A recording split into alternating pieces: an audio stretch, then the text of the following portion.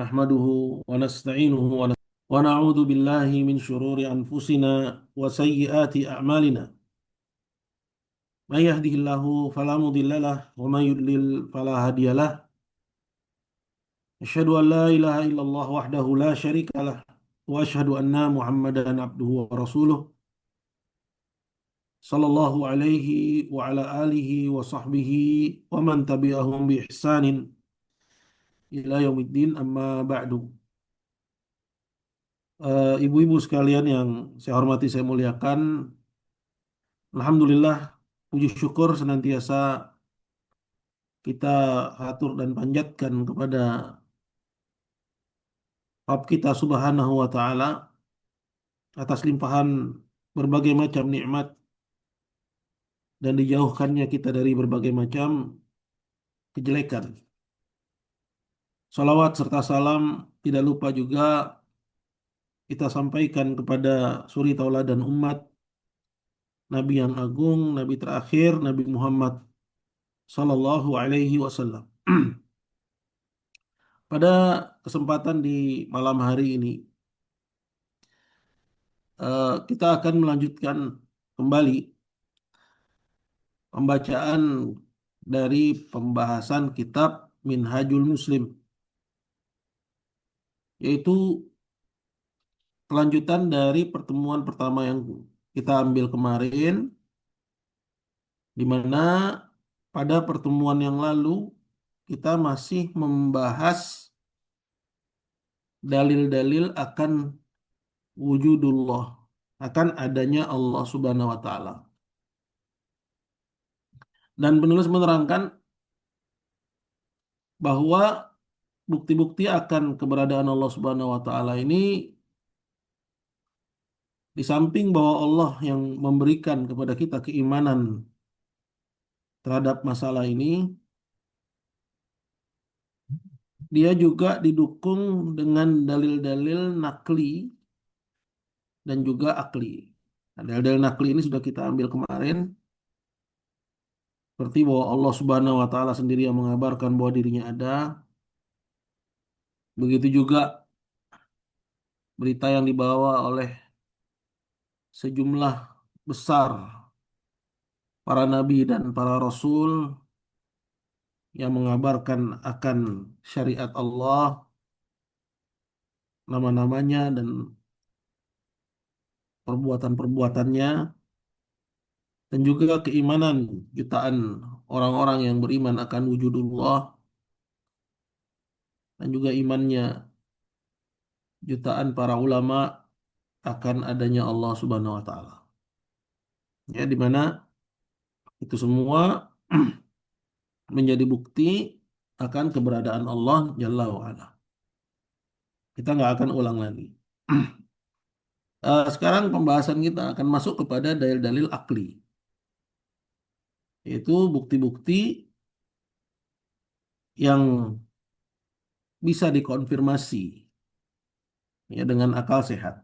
Nah, ini kalau pada cetakan buku atau terjemahan itu pada halaman yang keempat. Pada halaman yang keempat. Berkata penulis, qala rahimallah al-adillatul aqliyah. Jadi pembahasan kita malam hari ini tentang dalil-dalil atau bukti-bukti yang bisa dikonfirmasi oleh akal sehat atau bukti-bukti berdasarkan akal sehat akan keberadaan Allah Subhanahu wa Ta'ala.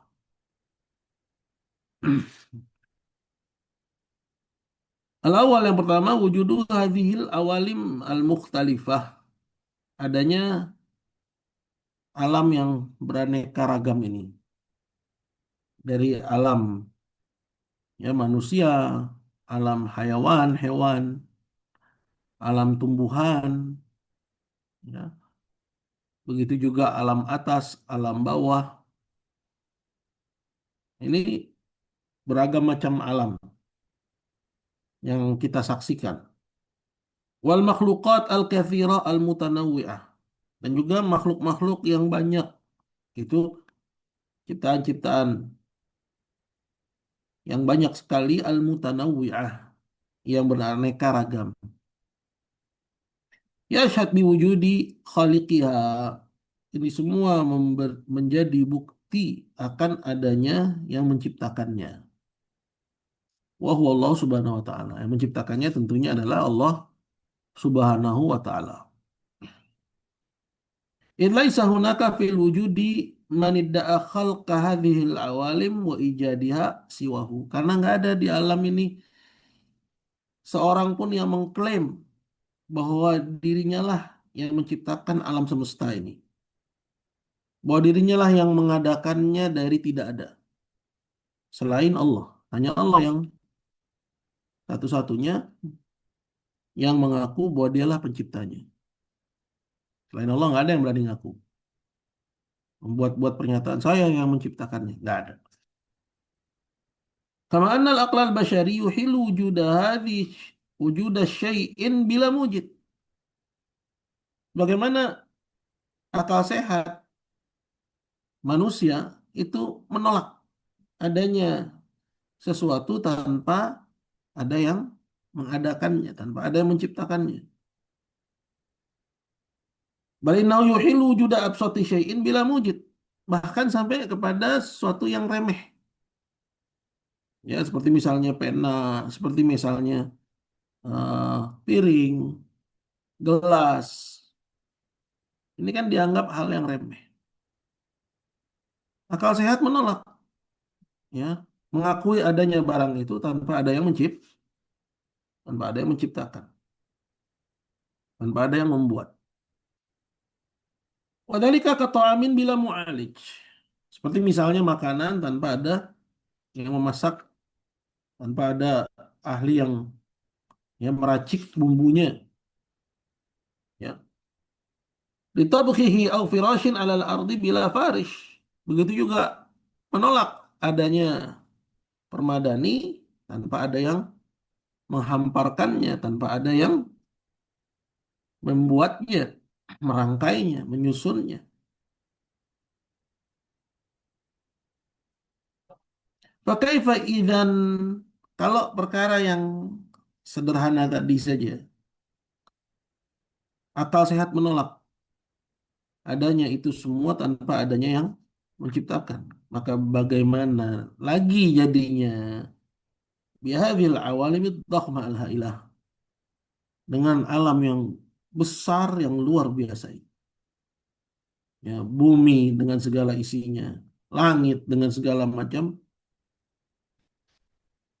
apa yang Allah Azza wa Jalla letakkan padanya. Apa mungkin kalau dalam persoalan yang remeh kita secara akal sehat menolak adanya gelas tanpa ada yang membuat. Lantas alam semesta ini kita bilang nggak ada yang buat. Nggak mungkin itu. Ya. Kata beliau qala min sama'in. Seperti misalnya langit. Wa ma hawat min aflakin. Dan juga apa yang ada di langit berupa al-aflak. Al-aflak ini bentuk jamaknya falak.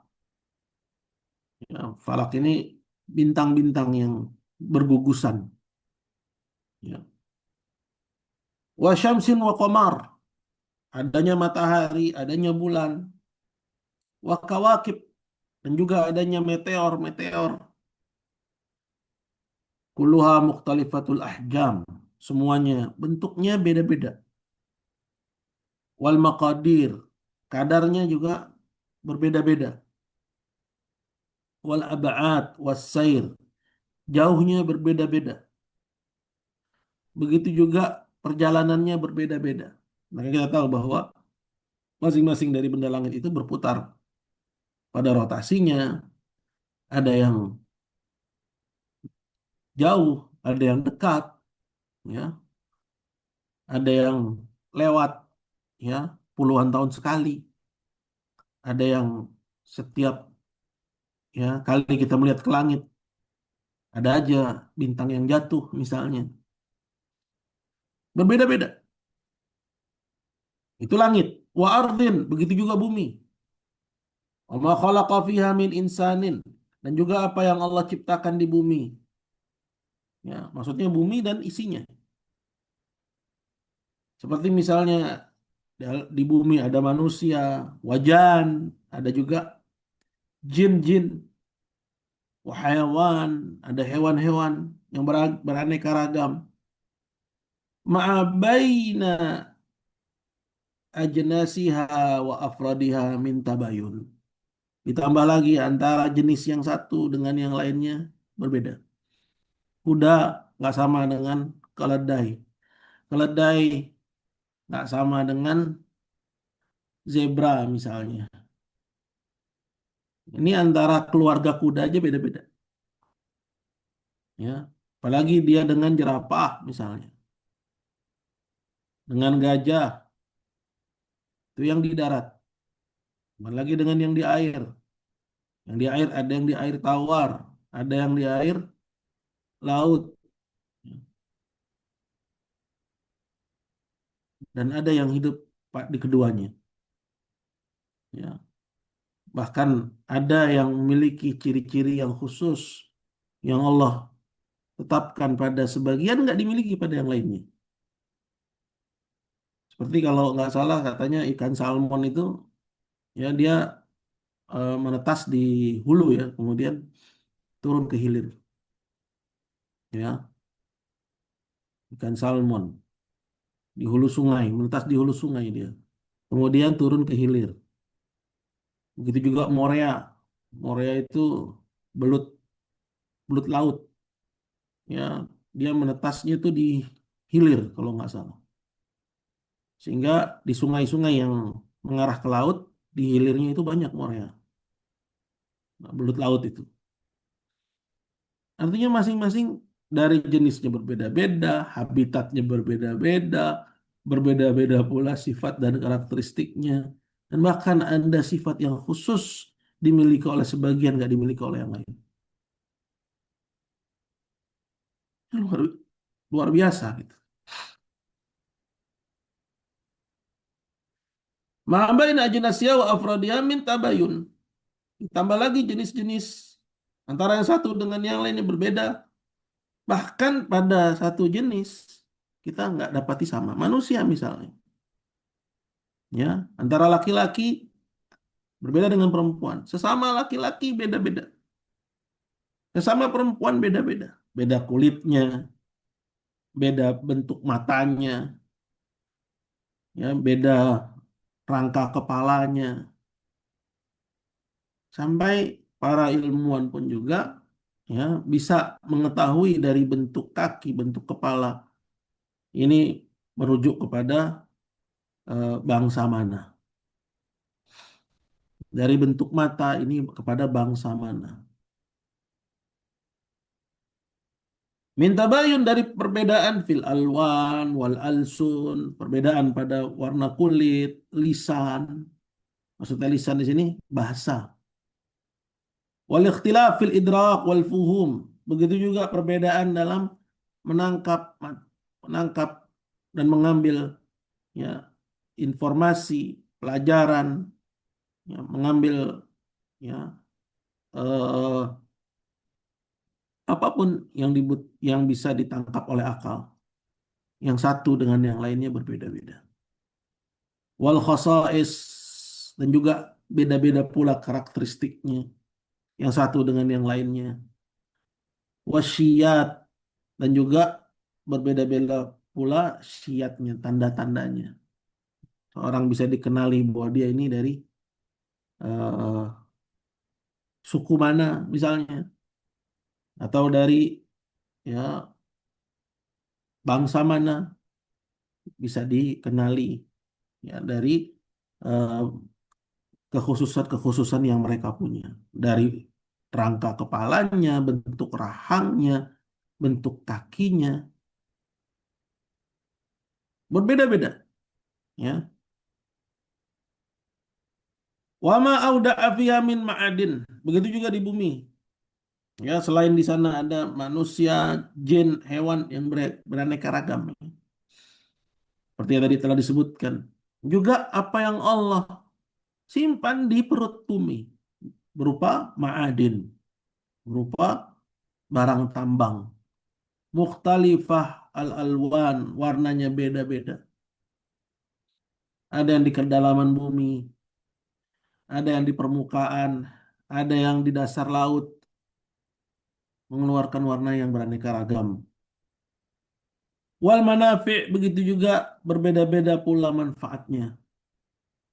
Ya, ada nikel misalnya yang sekarang ramai diperebutkan untuk ya pembuatan baterai, ya mobil listrik, kendaraan listrik, ya batu bara, ya yang manfaatnya untuk bahan bakar, misalnya minyak, ya untuk bahan bakar, ya dan lain sebagainya. Yang Allah Subhanahu wa taala jadikan di perut bumi yang beraneka ragam dan bermacam-macam pula manfaatnya.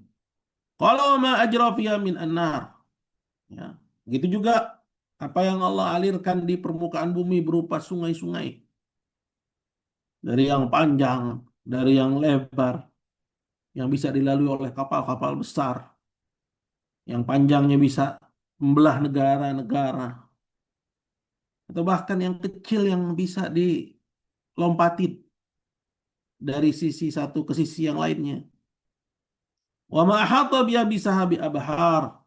Begitu juga yang keringnya dikelilingi oleh lautan. Ada pulau-pulau kecil, ada pulau-pulau besar, bahkan ada benua-benua yang dikelilingi oleh lautan. Wa ma anbata fiha min nabat. Begitu juga apa yang Allah tumbuhkan di bumi ini berupa tumbuhan-tumbuhan, wa asjar dan pepohonan-pepohonan yang beragam macam jenis buahnya. Ada yang nggak berbuah tapi beragam macam fungsinya. Ya, seperti misalnya angsana yang digunakan untuk eh, sebagai ya penahan terik matahari, atau pohon apa itu yang ya cabangnya ya banyak, seperti misalnya juga ya macam-macam, ya dari tumbuhan yang fungsinya buat obat, bisa untuk ya bumbu, ya atau diambil zat kimianya untuk ya campuran obat untuk kesembuhan, diracik darinya, kemudian lahir dibuat darinya penawar bagi racun, penawar dari penyakit tertentu, dan seterusnya dan seterusnya. Ya, kulit-kulitnya yang bisa dijadikan sebagai pakaian, ya, daunannya yang bisa dibentuk untuk souvenir, ya, belum lagi untuk makanan ternak, ya, kemudian ternak makan, ternaknya pun gemuk, kemudian ketika dia gemuk, dagingnya kita makan, susunya kita minum. Masya Allah, ya ini kuasa Allah, nggak mungkin itu semua tanpa ada yang menciptakan. Wa tatabayan alwa'uha anwa'uha wa tu'umuha, berbeda-beda jenis pepohonan, rasa-rasanya berbeda-beda, warawaiha, begitu juga ya wewangiannya. Ya, kita tahu juga ada yang diambil dari tumbuhan seperti misalnya gaharu, diambil dari getahnya untuk wewangian, ya. Ada yang wewangian diambil dari eh, tanduk rusa misalnya, atau ada dari muntahan hiu, ya ambar, dan banyak lagi, ya, atau cendana dari kayunya, ya, dan luar biasa. Wa khasa'isuha wa fawaiduha, dan beragam macam juga ya karakteristiknya dari tanaman-tanaman itu, ya beragam macam, wa fawaiduha, dan juga faidah-faidahnya yang banyak. Nah, ini semua ya akal yang sehat menolak, ya mengakui bahwa itu semua ada tanpa ada yang menciptakan. Maka ini menjadi dalil akan keberadaan Allah Subhanahu wa taala. Tapi kalau manusia ya menggunakan akalnya, ya memperhatikan tanda-tanda kebesaran Rabb-nya Subhanahu wa ta'ala. Yang kedua, wujudu kalamihi. Ya, adanya firman Allah Subhanahu wa taala baina aidina di hadapan kita seperti misalnya Al-Qur'an, ya, bagi umat akhir zaman. Ya, sebelumnya ada Taurat, ada Injil, ada Zabur, ya. Tapi terkait dengan umat akhir zaman kita ini kita bicara tentang Quran. Adanya Al-Qur'an di tengah-tengah kita. Naqra'uhu wa natadabbaruhu, yang kita baca dan kita tadabburi dia. Wa nafhamu ma'ani, dan kita berusaha memahami maknanya. Fahuwa dalilun ala wujudihi. Adanya Quran itu juga dalil akan adanya Allah Subhanahu wa taala. Liannahu yastahilu kalamun bila mutakallim. Karena mustahil adanya ucapan tanpa pihak yang mengucapkan. Wala qaulun biduni qail. Mustahil adanya perkataan tanpa ada yang mengatakan. Ya, ini dari satu sisi itu. Belum lagi dari kandungannya yang mustahil, ya, bahwa yang mengatakan itu manusia. Berikut penjelasannya, kata Syekh, qala fa kalamuhu ta'ala, maka firman Allah Subhanahu wa taala dalun ala wujudihi, sebagai bukti akan adanya Allah. Wala siyama wa anna kalamahu ta'ala qad ishtamala ala amtani tashri'in arafahun nas. Terlebih lagi kita ketahui bahwa Al-Quran ini, kalam Allah ini, terkandung, ya, di dalamnya syariat dan aturan hidup yang paling kuat yang pernah dikenal oleh manusia. Ya, bahwa aturan hidup yang paling sempurna yang pernah dikenal oleh manusia, ya, itu yang ada dalam Al-Quran. Ya. Berlepas apakah seorang itu beriman dengannya atau dia tidak beriman dengannya. Ya. Hukum-hukumnya, ya, berita-beritanya, syariat-syariat yang diajarkan oleh Quran ini sebagai bukti bahwa Quran ini bukan kalamul bashar, bukan perkataan manusia. Begitu juga wa ahkami qanunin haqqaqal khairal katsir lil basyariyah. Dan juga bahwasanya Quran ini terkandung ahkam qanun, yaitu aturan yang paling bijak, ya, yang merealisasikan dan mewujudkan kebaikan yang banyak bagi manusia. Ya, jika seorang mau memperhatikannya, ya, mengambil pelajaran darinya. Kemudian dia bandingkan dengan aturan-aturan yang dibuat oleh manusia, maka tidak bisa dibandingkan. Kama istamala ala asdaqin nadhariyat al-ilmiyah. Sebagaimana Al-Quran juga menghimpun, ya, teori-teori ilmiah yang paling benar, yang paling jujur. Wa ala al-kathir min al-umur al-ghaibiyah wal hawadith at-tarikhiyah.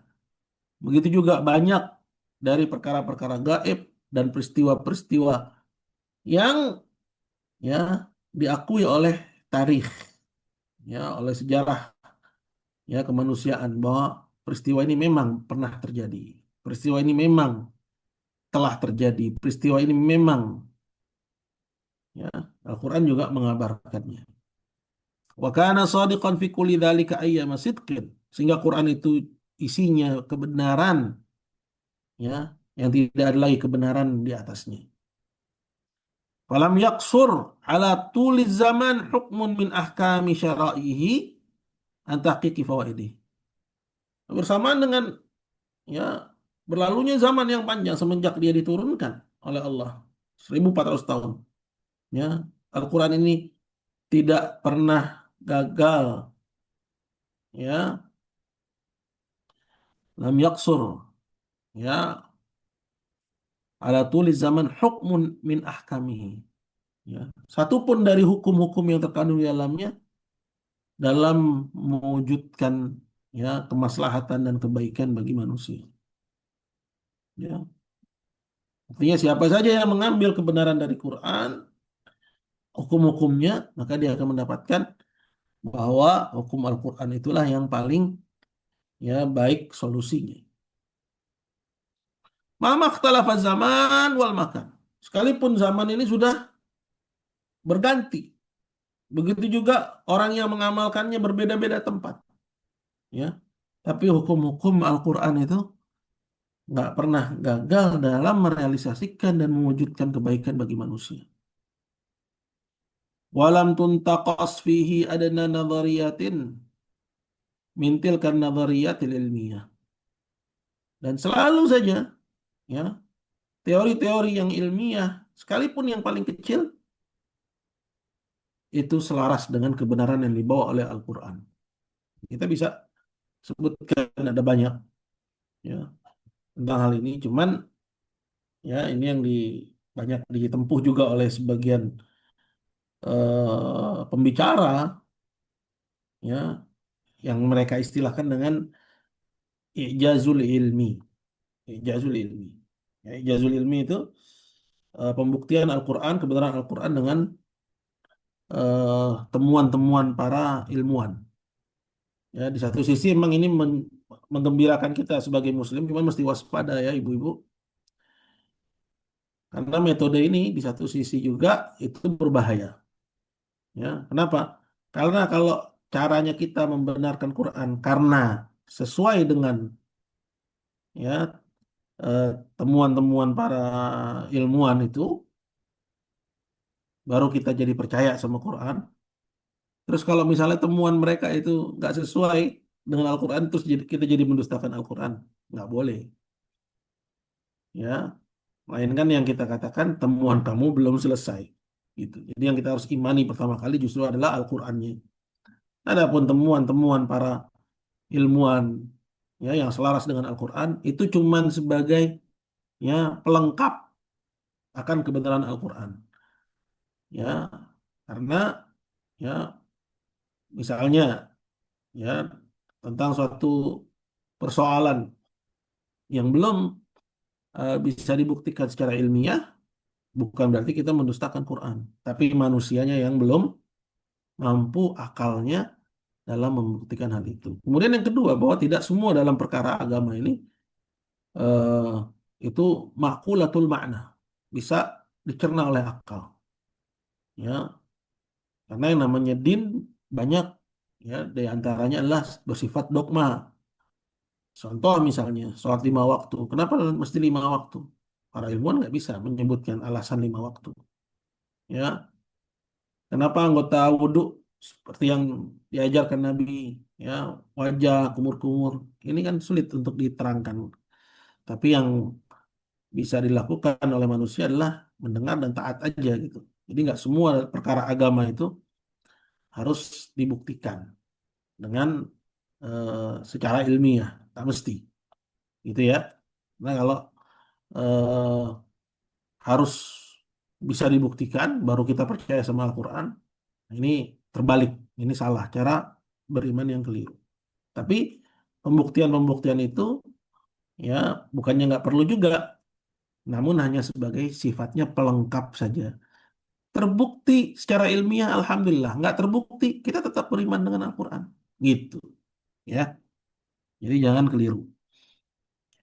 Nah, dulu itu di tahun-tahun 90 yang menempuh metode seperti itu, mungkin ibu-ibu pernah dengar seorang ya pembicara dari Turki yang akhirnya divonis penjara ya lebih banyak daripada umurnya. Eh, siapa itu namanya?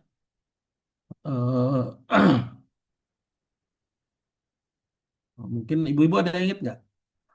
Mungkin tahu gitu yang saya isyaratkan. Eh, Ataturk, Ustaz, oh bukan, bukan, bukan. Siapa bukan. ya namanya? Tahun 90-an kok, belum lama itu. Ya, CD-CD-nya dijual, didengar oleh para aktivis-aktivis. Eh, jadi metodenya dia itu membuktikan kebenaran Al-Quran dengan temuan-temuan para ilmuwan. Ya, ya, kaum muslimin ketika itu menyambutnya dengan euforia. Yahya, Ustaz. Nah, betul. Siapa namanya? Harun Yahya. Banyak Harus videonya Ustadz ya. iya itu nggak itu metodenya salah itu. Harun Yahya itu metodenya salah. Akhirnya kan belakangan terbukti kan bahwa dia pengikut sekte yang sesat gitu atau membuat sekte sesat dan akhirnya kalau nggak salah itu divonis di Turki dengan hukuman ya 1000 tahun penjara lebih Ustadz. berapa? 1000 tahun lebih. Umurnya aja nggak sampai 1000 kan? Iya Nah, Ustadz. itu. Ya, jadi Harun Yahya ya, jazakallah khair. Baik, kita lanjut. Qala walam yatakhallaf fihi ghaibun wahidun mimma akhbara bihi minal umuril ghaibiyah. Begitu juga ya Al-Qur'an ini ya mengabarkan persoalan-persoalan yang gaib ya, tidak luput dari ya kabar-kabar yang diberitakan oleh Al-Qur'an ya dari perkara-perkara yang gaib yang perlu diimani ya oleh manusia. Kama annahu lam yajru mu'arrikhun kainan man kan ala an yanqudha qissatan minal qisasil adida allati dzakaraha wa yukadzibaha. Sebagaimana gak ada seorang ahli sejarah, seorang pun ahli sejarah, bagaimanapun dia yang berani untuk ya mengkritik satupun kisah yang diceritakan dalam Al-Quran, kemudian mendustakannya. Dari sekian banyak kisah, satu aja nggak berani, mereka mendustakannya.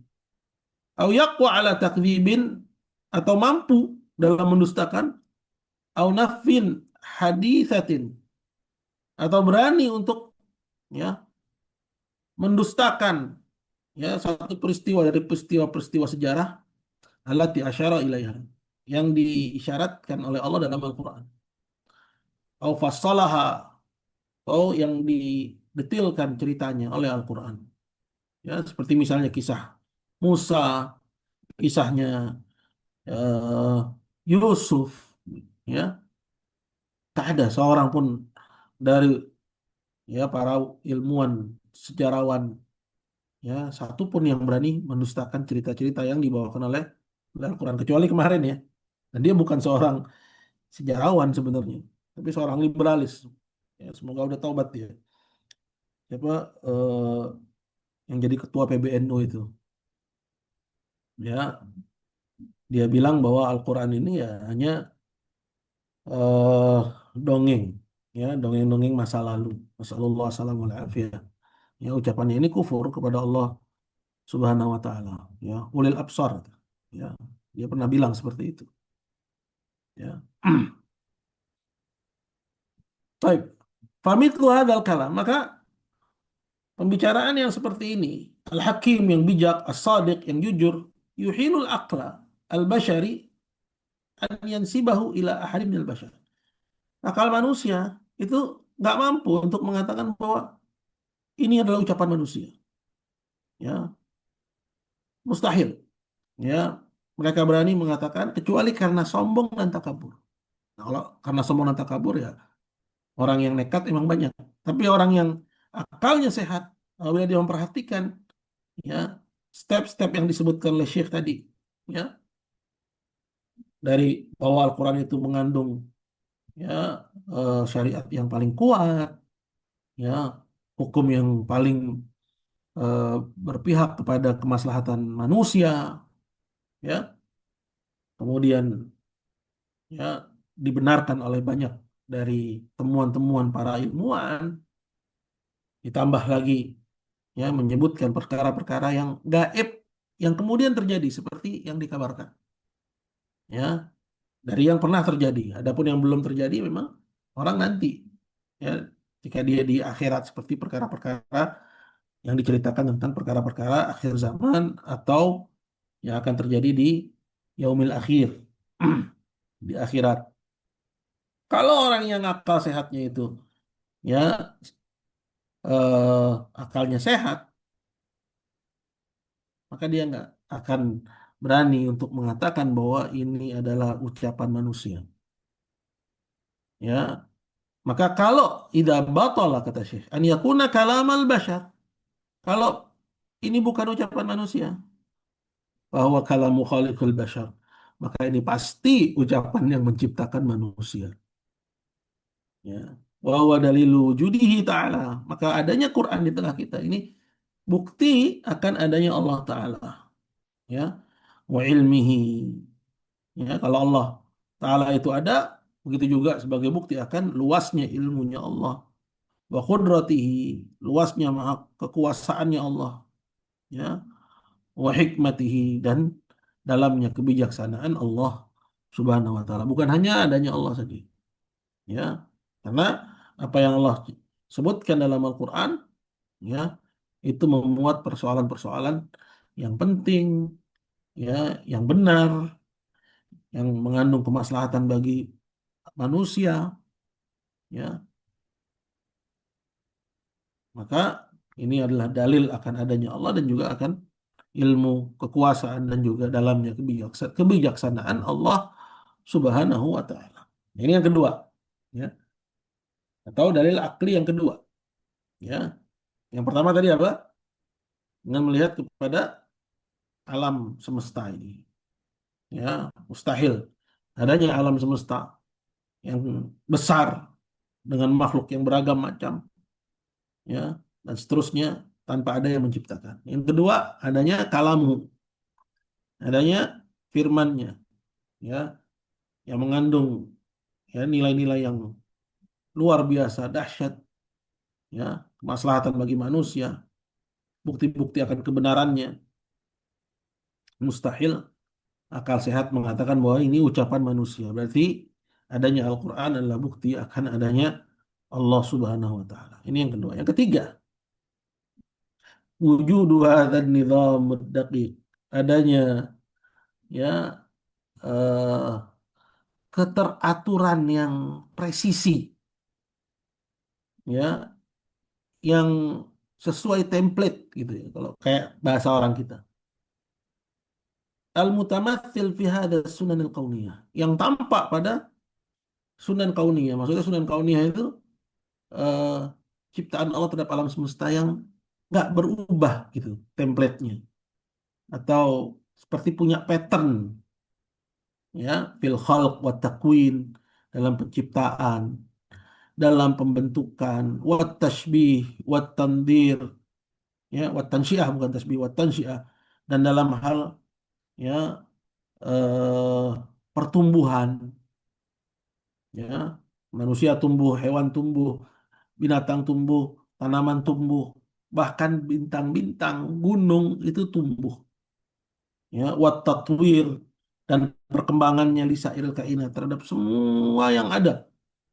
Al hayya, yang hidup, fi hadzal wujud, di alam semesta yang ada ini. Fa inna jami'aha khadi'un li hadhihi sunan. Nah, semuanya ini ciptaan Allah ini tunduk kepada aturan yang, ya, eh, apa? Yang tertib, yang tidak berubah, yang presisi, ya, tunduk pada, ya, aturan mainnya, ya, walaupun nggak layak ya disebut sebagai aturan main karena ini bukan permainan gitu ya. Fa inna jami'aha khadi'un li hadhihi sunan al mutaqayyidun biha, nggak bisa keluar darinya, ya. Kalau laki-laki pasti begini rangka bentuknya, perempuan pasti begini rangka bentuknya. Nggak ada laki-laki punya rahim, ya, nggak ada. Atau perempuan tiba-tiba tumbuh jenggot, nggak ada, ya. Kalaupun ada, itu dimasuk ke dalam kategori penyakit, kelainan hormon misalnya, keluar dari apa yang seharusnya, ya. La yastati'ul khuruj anha bihal minal ahwal, nggak bisa, ya, keluar darinya, dari aturan yang Allah buat ini, ya, bagaimanapun juga.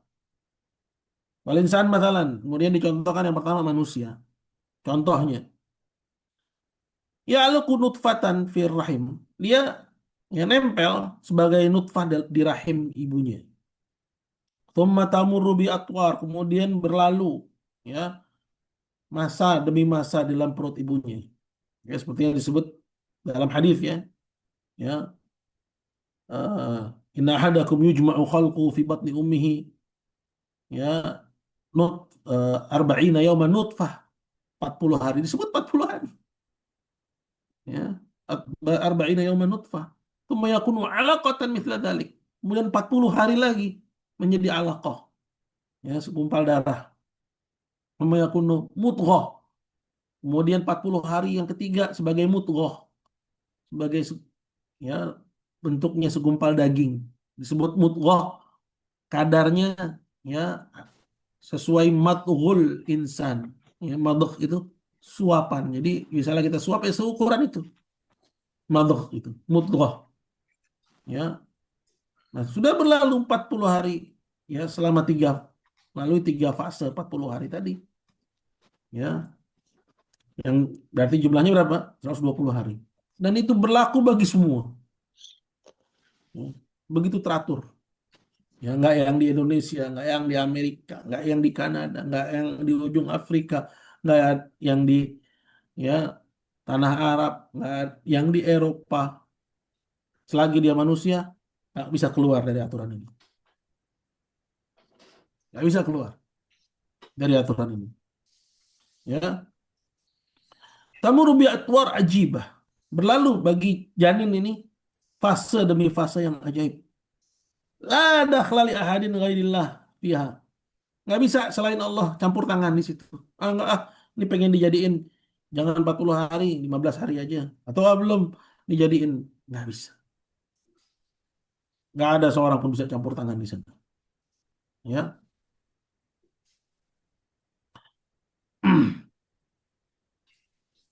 Yakhruju ba'daha basyaran sawiyan.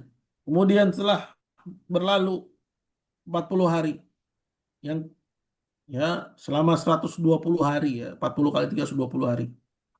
Ya, kemudian diutus kepadanya malaikat, ditetapkan rizkinya, ya, ditetapkan ajalnya, ditetapkan amalannya, bahkan ditetapkan oleh Allah surga dan nerakanya. Bahwa ini nanti bakal masuk surga atau dia nanti bakal masuk neraka, udah selesai. Allah tetapkan. Ya, sehingga dia keluar sebagai manusia yang utuh. Ya, setelah berlalu 7 bulan, 9 bulan, keluar sebagai manusia yang utuh. Hadza fi khalqi wa takwini.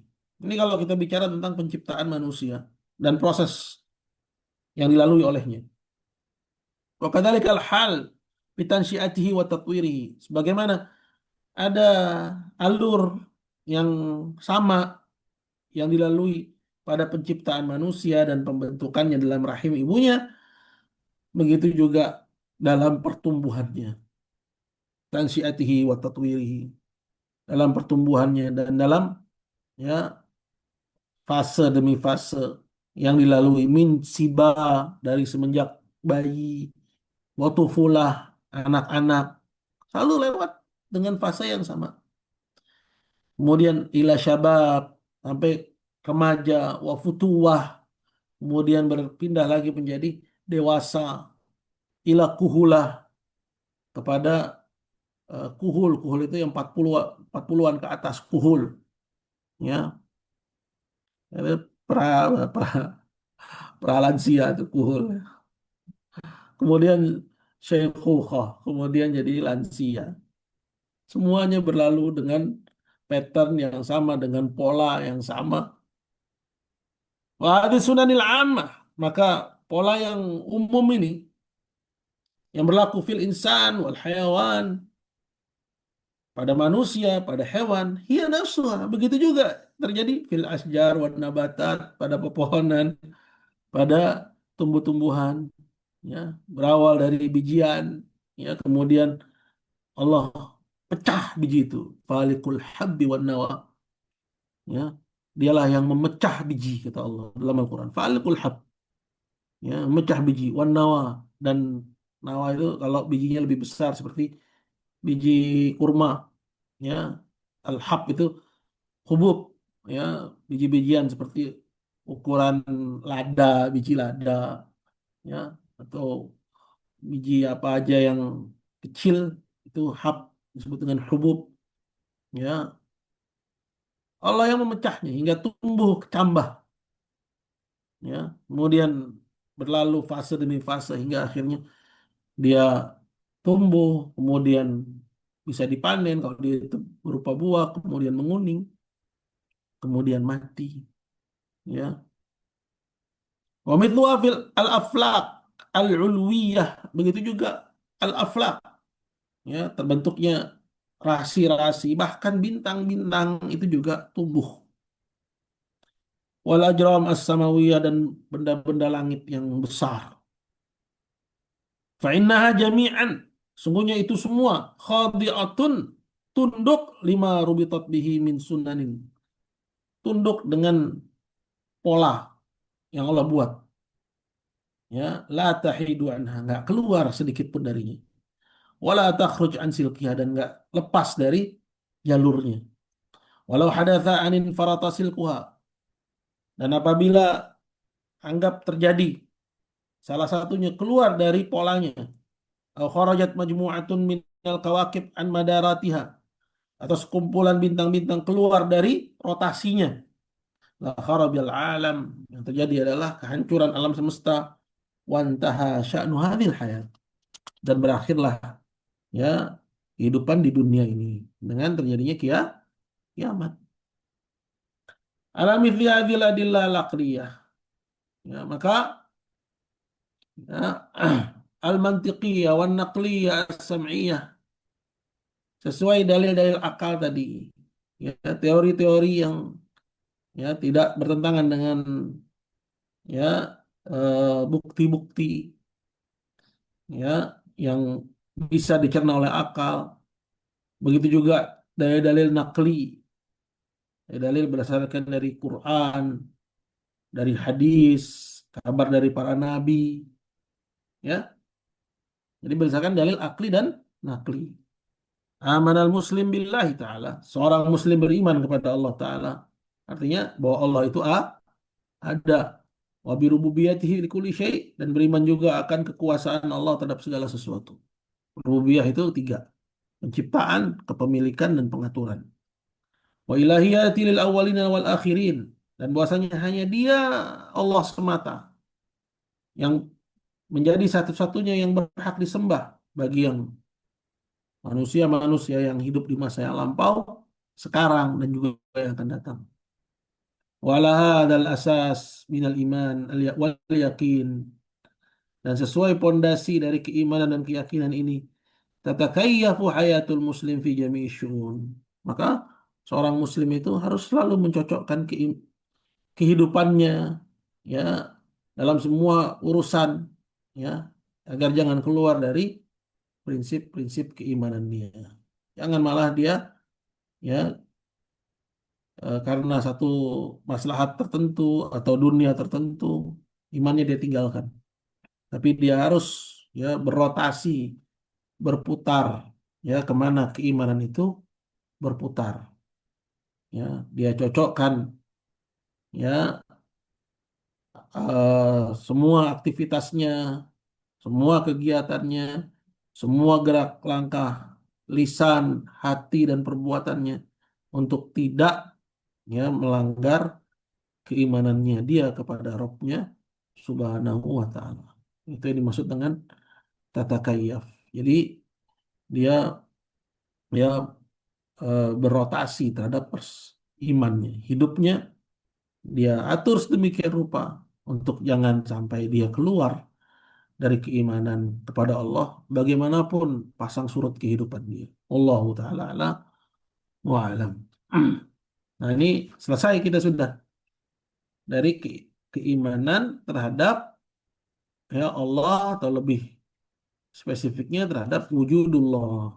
Ya, jadi penulis menyebutkan, ya, sekali lagi, ya, bahwa keberadaan Allah itu, ya, dibuktikan dengan dalil-dalil, ya, nakli yang sudah kita ambil pada pertemuan yang lalu, dan dalil-dalil akli, ya, dengan dalil-dalil nakli dan juga akli. Wallahu al-musta'an. Selanjutnya ini tentang pasal yang kedua, ya. Kita ambil hari ini juga atau akan datang, Bu? Enaknya. Mungkin Mungkin cukup ya. sepertinya akan datang Ustadz Iya, karena cukup. materi baru. Ya, biar enak ya nanti masuknya. Iya Ustadz. Kalau ada yang ingin ditanyakan, saya persilahkan. Ya Ustadz. Jazakumullahu khairan Ustadz atas penjelasannya. Teman-teman sekalian, hari ini tadi Ustadz melanjutkan kajian atau penjelasan dari materi sebelumnya, materi yang pertama. Dan kalau sudah ada yang ingin ditanyakan di antara teman-teman secara langsung, silakan. Sudah ada teman-teman tentang beriman kepada Allah Subhanahu wa taala?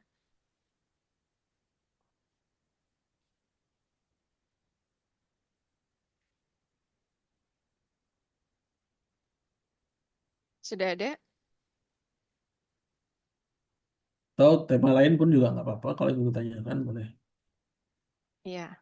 Eh, Tafadholna teman-teman pertanyaan seputar agama Islam. Ustadz ini ada yang bertanya. Assalamualaikum warahmatullahi wabarakatuh. Ustadz mohon pencerahannya. Di Indonesia sekarang ini sedang tidak baik-baik saja dengan adanya demonstrasi yang makin lama makin liar. Dan kami tahu bahwa kita sebenarnya tidak boleh berdemonstrasi. Cuma masalahnya kalau tidak ada demonstrasi, apakah ada perubahan? Bagaimana penjelasan bahwa sebenarnya memang tidak usah demonstrasi sebaiknya, tapi dengan berdoa. Tetapi di sisi lain, kalau cuma berdoa saja, Ustadz, itu adalah keimanan yang paling lemah.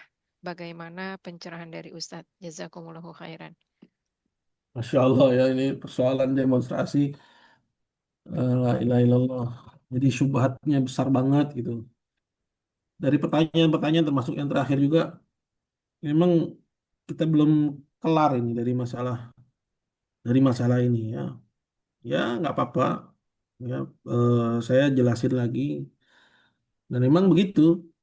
Memang persoalan ini memang harus terus dijelaskan. Allahul musta'an wa ilaihi tuklan. Kita mulai dari hadis Nabi ya. Jadi Nabi SAW sendiri memang sudah memperingatkan akan adanya kondisi-kondisi yang seperti ini. Memang Nabi nggak sebut Indonesia, tapi Nabi sebut umatnya. Ya, Nabi bilang misalnya seperti dalam hadis yang populer, Innahu man ya'ish minkum ba'di, ya saya ikhtilafan katsiran. Siapa saja yang panjang umur dari kalian sepeninggalanku akan melihat perselisihan yang banyak. Nah, ini kan termasuk perselisihan sebenarnya. Kemudian kata Nabi, "Fa'alaikum bisunnati wa sunnatil khulafa'ir rasyidin." Ila akhir hadis ya. Disuruh untuk kita berpegang dengan sunnah Nabi dan juga sunnah khulafa'ir rasyidin dan min ba'di.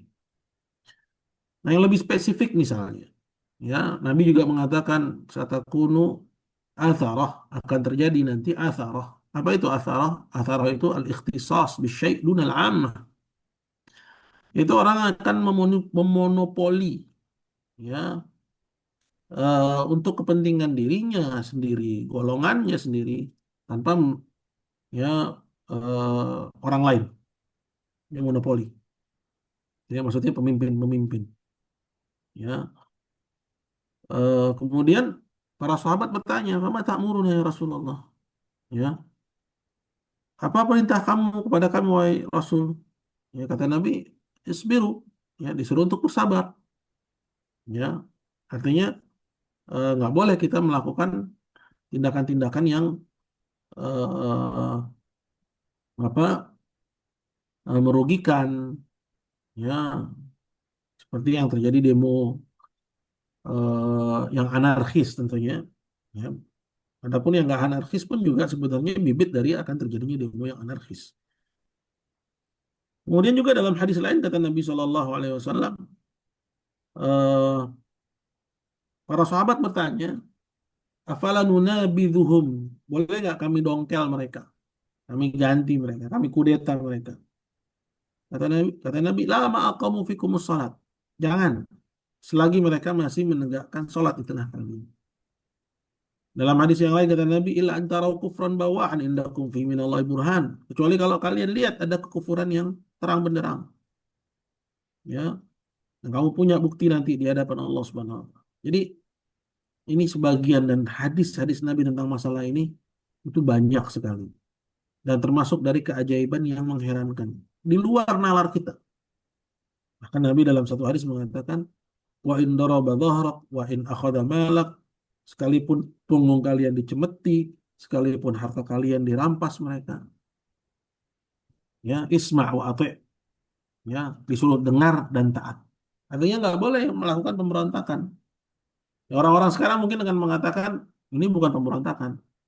Ya, tapi cara-cara seperti ini kan mengganti, ya, pemimpin, mengganti wakil rakyat, ya. Kan mereka bukan untuk menegakkan hukum Islam juga, para pendemo ini. Mereka mengganti hukum rakyat untuk dicari, mengganti wakil rakyat untuk dicari wakil rakyat yang lain. Sama aja. Mereka mengganti demokrasi dengan demokrasi juga. Ya. Jadi eh, kalau misalnya dikatakan, ya, kalau tanpa demo mereka nggak akan mendengar aspirasi rakyat. Ya, terus gimana dong? Ya, Islam sudah kasih jalannya, ya, untuk eh, menasihati pemimpin dengan cara-cara yang layak. Wah, kalau kayak begitu kita nggak bakal bisa nasihatin mereka, Ustadz. Ya, kan nggak semua orang bisa punya akses ke mereka. Ya, kalau Anda nggak punya akses, berarti Anda nggak punya kewajiban untuk melakukan hal itu. Anda selamat dari memikul tanggung jawab itu. Itu. Berarti yang akan ditanya nanti siapa? Siapa yang punya akses dan tidak menyampaikan nasihat. Anda aman. Jadi sebenarnya yang dicarikan oleh kita itu keselamatan. Keselamatan di hadapan Allah Subhanahu wa taala. Itu yang pertama. Kemudian yang kedua, ya, eh, kita nggak pungkiri bahwa memang ada kemungkaran, ya. Cuman Islam mengajari bagaimana caranya. Dan termasuk kaidah dalam mengingkari kemungkaran tidak menciptakan kemungkaran yang lebih besar. Ya, sekarang misalnya hingga saat ini, ya, yang meninggal udah lebih dari 5 orang, ya, yang ojol, kemudian yang lompat dari lantai 4 di Makassar, yang terbakar ada 2, itu yang ketahuan, ya, bagaimana yang nggak ketahuan. Sedangkan nyawa seorang Muslim itu lebih mahal daripada dunia dan segala isinya, ya. Yang saya heran adalah sebagian dai-dai, ya, yang mensupport demo seperti ini, ya, demo-demo ini, ya, dengan dalih-dalih agama, ya, dengan dalih-dalih mengingkari kemungkaran. Ya, akhi, mengingkari kemungkaran kalau Anda nggak mampu, nggak ada kewajiban Anda untuk mengingkari. Ya, kemungkaran itu dalam mengingkarinya nggak boleh menciptakan kemungkaran yang lebih besar.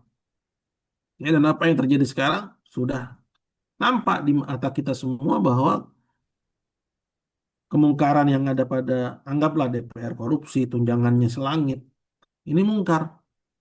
Tapi matinya, hilangnya nyawa sebagian kaum muslimin, ya, dalam aksi tersebut ini jauh lebih mungkar, jauh lebih mungkar.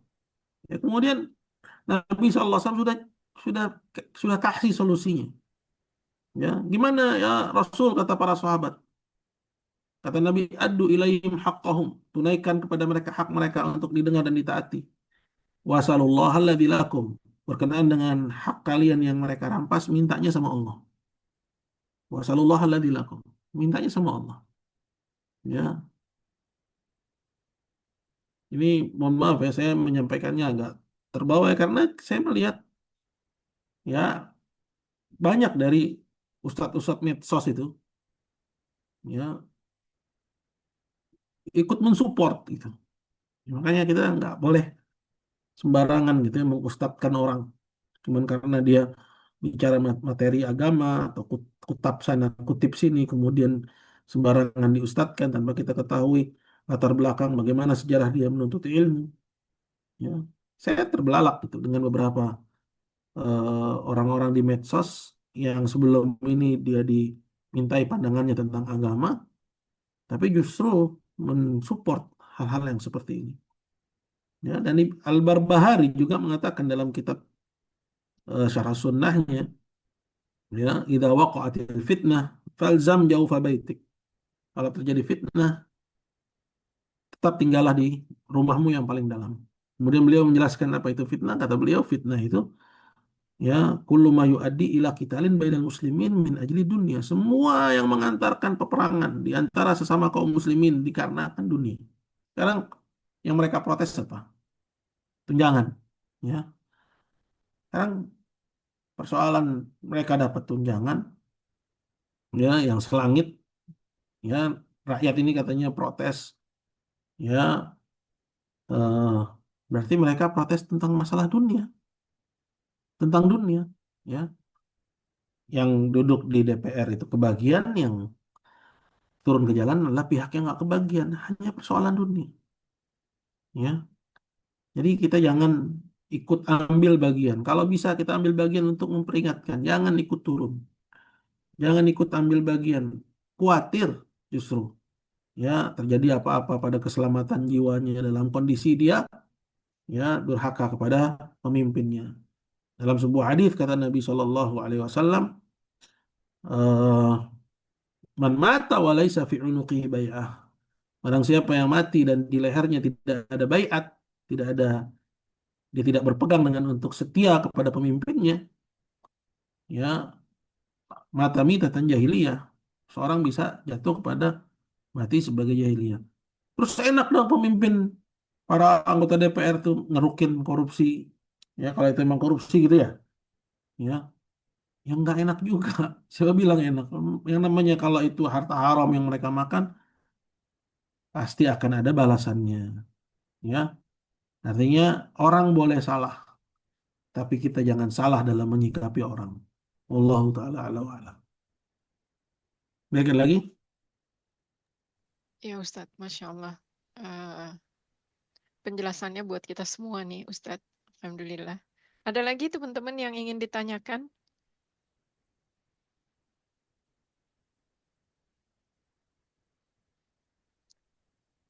Ini pertanyaannya lanjutan Ustadz. Ustadz, Ya, bagaimana kalau misalnya sebagai rakyat kecil yang memang tidak punya kedudukan apa-apa, tetapi ikut misalnya menyediakan minuman di pinggir jalan yang dekat sama rumah. Apakah itu termasuk mendukung demonstrasi, Ustadz? Apakah iya, berdosa? Jazakumullah berdosa, khairan. berdosa itu, berdosa karena ini kita min ajli dunia, ya. Walaupun orang bilang oh ini kan bukan perang, tapi ya tindakannya di lapangan ya itu mengarah kepada terjadinya peperangan. Pemerintah bisa aja misalnya menetapkan eh, situasi darurat, ya, situasi darurat. Ini kan selama ini dari tahun 98 sampai sekarang ini ya. Pemerintah itu takut sama HAM, bukan takut sama pendemo. Oh, mereka punya senjata kok. Mereka takut sama HAM, sama tekanan dari dunia barat. Ya, begitu juga mengamankan posisinya. Khawatir kalau ini meluas, sehingga akhirnya posisinya pun juga ya hilang misalnya. Jadi sebenarnya pertimbangan maslahat aja.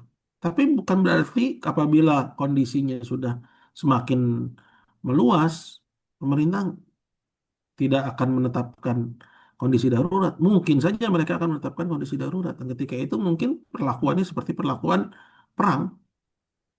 Nah, kalau itu yang terjadi gimana? Ini kan berarti masuk ke dalam fitnah, ya, peperangan di antara sesama muslimin, ya, dan sudah dipastikan pasti rakyat ya, yang dirugikan, ya. Nah, gimana kita nyediain minum, nyediain tempat istirahat?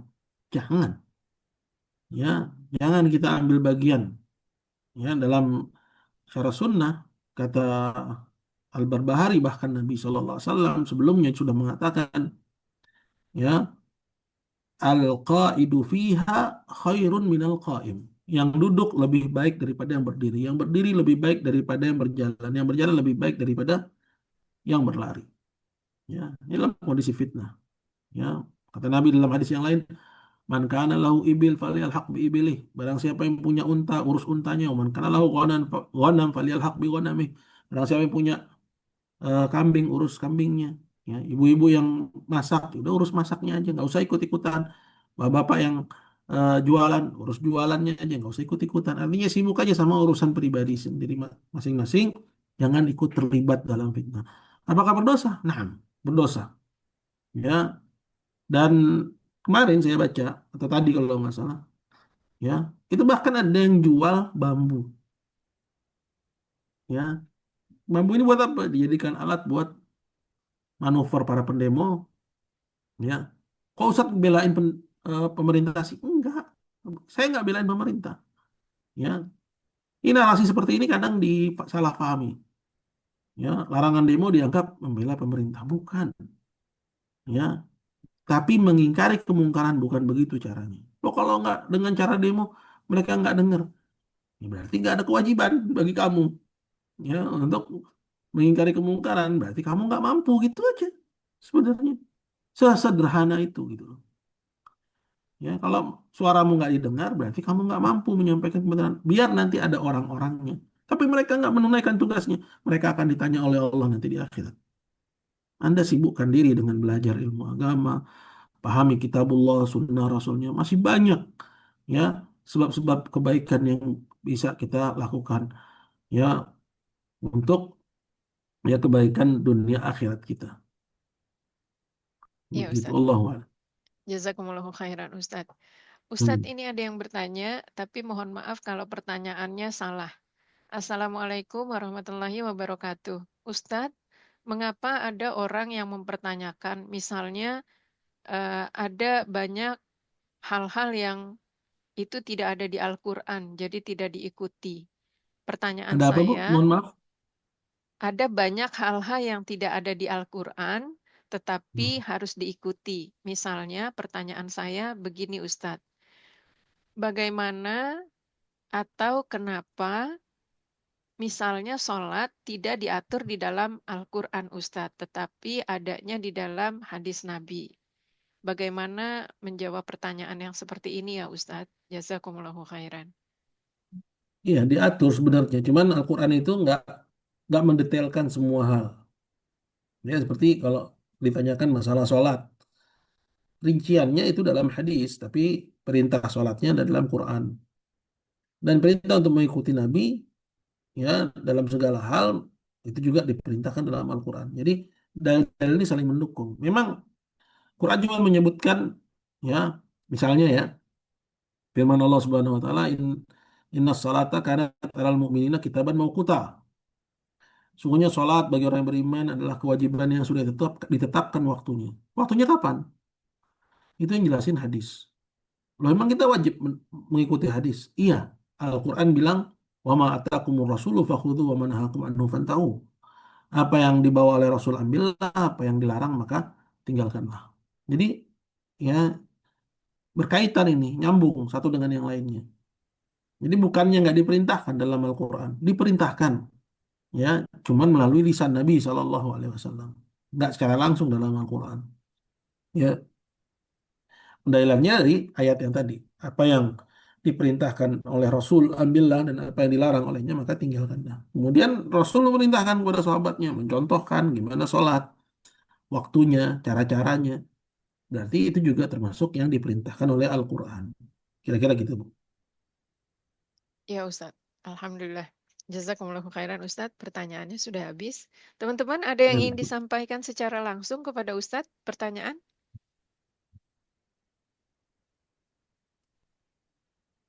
Sepertinya sudah tidak ada Ustadz. Mungkin Ustadz punya kata penutup pada pertemuan hari ya, ini dan mohon sekaligus Ustadz menutup kajiannya. ya, jazakallah khair, barakallahu fiik. Bu-ibu sekalian, alhamdulillah eh, apa yang hari Selasa nggak jadi kita bisa ganti pada hari ini dan saya bersyukur sekali bahwa materi yang memang ingin disampaikan ya sudah tersampaikan. Ya, Kemudian saya ingin berpesan ini, eh, tentunya ibu-ibu punya keluarga ya, di tanah air, untuk eh, disampaikan gitu kepada mereka ya, atau kepada eh, siapa yang ibu kenal, karena sunnah ini ketika di ya eh, orang-orang nggak tahu tentangnya, maka terjadinya seperti begini gitu. Jadi harus terus disampaikan bahwa eh, ketaatan kepada pemimpin, ya, menjaga kemaslahatan bersama, ya, ini tanggung jawab semua. Dan bahwa cara-cara dalam mengingkari kemungkaran itu diatur dalam Islam, nggak boleh sesuka hati. Ya, kemarin ketika saya terlibat diskusi dengan seorang di, sebenarnya bukan diskusi, itu lebih cenderung pada celaan dan saya pun juga nggak tahu orang di balik akun itu siapa. Ya, dia mengatakan, apa salahnya kami cuma menyampaikan aspirasi, dia bilang. Apa salahnya kami cuma menyampaikan aspirasi. Ya, antum kok bawa-bawa ya dalil dalil agama. Ya, ini saya bingung gitu nyikapinnya, kok ada orang berpikir seperti itu. Emang ada seorang muslim yang dia belajar ilmu agama, dia nggak tahu bahwa agama itu mengatur semua urusan, termasuk urusan ya rakyat dengan pemimpinnya, pemimpin dengan rakyatnya. Ya, seperti itu. Kemudian yang kedua, yang sering juga luput bagi seseorang, kita tahu misalnya dalam banyak aturan-aturan agama, ibu-ibu yang dimuliakan Allah, ada dua sasaran. Sasaran yang pertama, ya, hak kepada manusia. Sasaran yang kedua, hak kepada Allah. Misalnya gibah contoh. Ya, misalnya gibah. Ada si A menggibahi si B. Maka tobatnya kata ya Nabi SAW, ya, dia harus minta maaf ya kepada pihak yang dia gibahi. Ya, begitu juga membersihkan nama ya orang yang sudah dia cemarkan namanya itu. Kepada siapa? Kepada orang-orang yang kemarin dia komporin. Ya, misalnya si A sama si B terlibat permusuhan, si A ini gibahin si B kepada si C. Dia harus ya klarifikasi lagi nih. Oh, kemarin saya bilang sama kamu C, bahwa si B ini begini-begini. Dia harus benahin tuh apa yang sudah dia rusak dari nama si B. Ternyata si B nggak begitu loh, C. Bilang gitu ya. Itu tanggung jawab dia tuh. Ya. Nah, tanggung jawab dia ada dua. Yang pertama kepada manusia. Ya. Yang kedua kepada Allah Subhanahu Wa Taala. Ya. Begitu juga dalam hal demo. Nah, tanggung jawab kepada Allah ini seringkali luput. Ya, kita kan ingkar mungkar, mengingkari kemungkaran, kita pengen kebaikan, ya, tanpa memperhatikan caranya. Ya, padahal dia punya kewajiban kepada Allah untuk ya dia nggak boleh keluar dari syariatnya. Dia nggak boleh keluar dari syariatnya.